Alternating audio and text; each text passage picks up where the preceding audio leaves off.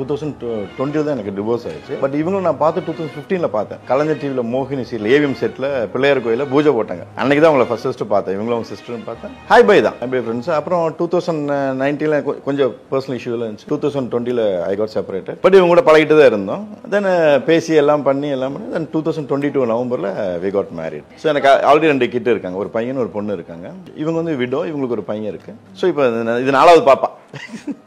நீங்க சொல்லுங்க, அவர் எப்போ மீட் பண்ணி அவர் சொல்லிட்டாரு. உங்களோட சீரியல் அம்மா பார்ப்பாங்க வீட்டில். ஸோ அப்படி இவங்களை டிவியில் பார்த்தது உண்டு. பட் நேரில் பார்க்கும்போது இவங்க அந்த சீரியலில் வந்து ரொம்ப கொடூரமான வீட்டில் ஒரு இதில்.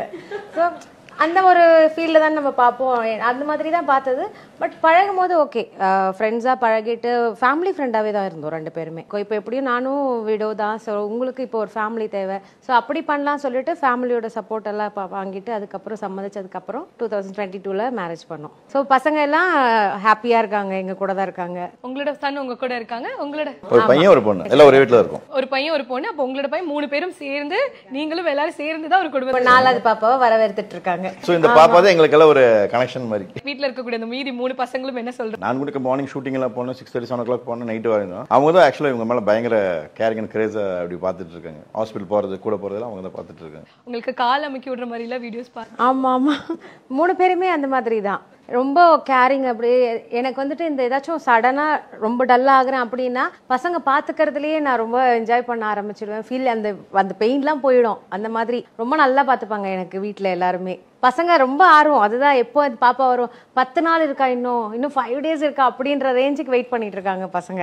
இப்போ அவர் எப்படி ஒரு வில்லனியஸான ஹஸ்பண்டா இல்ல அது சீரியல்ல இருக்கிறதுக்கும் வீட்ல இருக்கிறதுக்கும் டோட்டலி டிஃபரெண்டா? எப்படி டெட் ஆப்போசிட். அவர் 2த்துக்குமே சம்பந்தமே இல்லை. சீரியல்ல இருக்கிற மாதிரியே கிடையாது. 24 hours விளையாடிட்டே இருக்கிறது. எந்த விஷயத்தையும் சீரியஸா எடுத்துக்கவே மாட்டார். அதுதான் உண்மை. சீரியஸான விஷயத்தையுமே சீரியஸா எடுத்துக்க மாட்டார். ரொம்ப நார்மலா கேஷுவலா எடுத்துப்பாரு.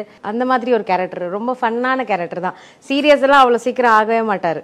கோவம்லாம் அவ்வளவு சீக்கிரம் வராது. பட் வந்து இப்போ நாங்க உங்களை சீரியல்ல பார்க்கும்போது மோஸ்ட்லி உங்களோட கேரக்டர் அப்படிதான் கொடுத்துருக்காங்க. அவங்க சொன்ன மாதிரி தான் சாதாரண வில்லனா கூட இருக்காது, கொஞ்சம் கொடூரமான. நான் மம்மி அப்பாட்ட சும்மா அவங்க நம்பவே இல்லை. நான் இது வந்து அப்பாட்ட அப்பா இப்போ இறந்துட்டாரு. 2022 லாஸ்ட்ல இறந்துட்டாரு.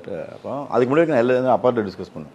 அப்போ இந்த மாதிரி இன்ட்ரெஸ்ட் சொன்னேன் அப்பாட்ட. அந்த மாதிரினா யோசிச்சுக்கடா, ஃபர்ஸ்ட் லைஃப் கொஞ்சம் இஷ்யூவாக இருக்குது. அப்போ உனக்கு தெரியுமில்ல, நான் பெருசெல்லாம் உன் ரூமில் வந்து எட்டி பார்க்க முடியாதுனால எனக்கு சில பேரிகேட்ஸ் இருக்குது. பட் பார்த்துக்க, உனக்கு தெரியுமில்ல, உன் லைஃப் இது.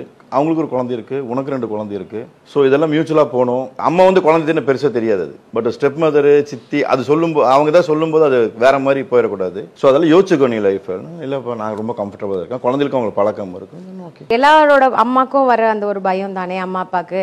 சப்போஸ் அந்த ஃபேமிலியோட திருப்பியும் அட்டாச் ஆனா உன்னோட லைஃப் யோசிச்சுப்பாரு அப்படின்னு அந்த ஒரு விஷயம். அதுக்கப்புறம் நம்மளோட டே லைஃப் போறது தெரியும். எனக்கு அவர் தான் வேணும்னு ரொம்ப பிடிவாதமா நின்னேன். அதனால சரி ஓகே உன்னோட விருப்பம். எங்களுக்கு என்னன்னா ஃபர்ஸ்ட் ஹாஃப் கொஞ்சம் ஸ்ட்ரகிளா இருக்குமோ, செகண்ட் ஹாஃப் நமக்கு பீஸ்ஃபுல்லா போகும்ல. ஸோ அந்த பாசிட்டிவ் தான். 2 பேரோட கேரக்டருமே அந்த மாதிரி. ஸோ அதனால எங்க 2 பேருக்கும் ஒத்து போகும்னு எங்களுக்கும் தெரியும். அதனால வீட்டில் பேசி கன்வின்ஸ் பண்ணிட்டு வீட்டில் ஒத்துக்கிட்டதுக்கு அப்புறம் தான் மேரேஜ் பண்ணேன். நான் அது வரைக்கும் வெயிட் பண்ணிட்டு இருந்தேன். நான் எப்படி இருக்காங்களோ நான் அப்படியே எடுத்துக்கிட்டேன். நான் எப்படி இருக்கணும், இவங்க அப்படியே. ஸோ எனக்கு வேண்டி இதை பண்ணு அதை பண்ணு, இந்த செகண்ட் வரைக்கும் அது இல்லை. எனக்கு வேண்டி இதை பண்ணு அதை பண்ணு, அது ஒன்றும் அப்படிலாம் பெருசாக இருந்துச்சு.